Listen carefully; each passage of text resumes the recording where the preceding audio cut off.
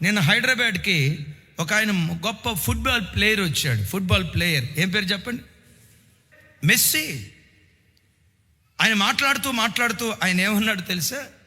నేను రాత్రికి రాత్రి ఓవర్ నైట్ స్టార్ కాలా. చాలామంది ఏమనుకుంటారంటే, అరే రే రే రే మొన్న సాకర్ ఆడి ఫుట్బాల్ ఆడి రాత్రికి రాత్రి ఓవర్ నైట్ స్టార్ అయిపోయాడు అని ప్రజలంతా అనుకుంటున్నారు.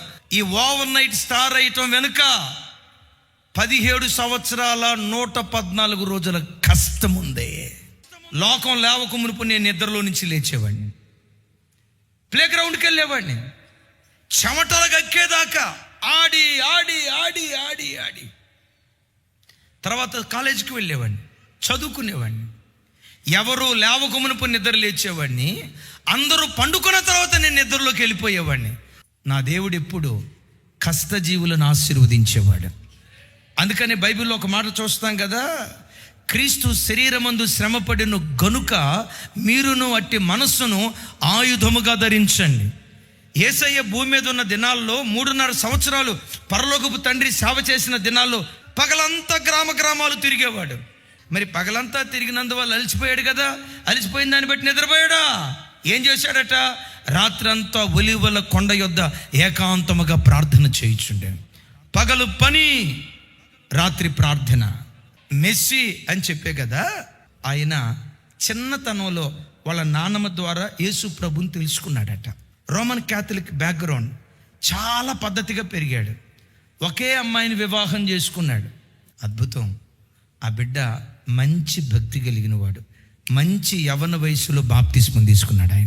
ఆయన ఏమంటాడో తెలుసా? ఒకప్పుడు క్రైస్తవ మతానికి చెందిన వాడిని, ఇప్పుడైతే క్రీస్తుకు చెందిన వాడిని.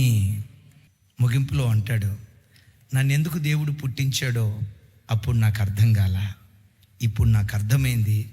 దేవుడు నన్ను ఏర్పరచుకొని ఒక ప్రత్యేకమైన పని నిమిత్తం ఈ లోకానికి దేవుడు నన్ను పంపించాడు.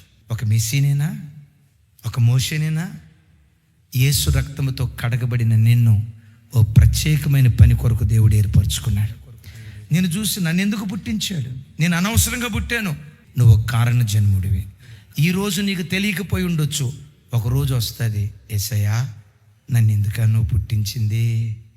ఈ మట్టి గట్ట మీద ఇన్ని గొప్ప ప్రణాళికలు ఉన్నాయా? నా మీద ఇన్ని కళలు నీకున్నాయా? నీ కళలు నెరవేర్చినందుకు స్తోత్రం. నా బ్రతుకుని ఎంత ధన్యం చేసేవో కదా. పొంగి ప్రవహించే సంతోషం నీ గుండెల్లో ఉండేటట్లుగా, నీ కళల్లో ఊహా చిత్రంలో కూడా లేని ఓ దివ్యమైన బ్రతుకు దేవుడు నీకు అనుగ్రహించును గాక.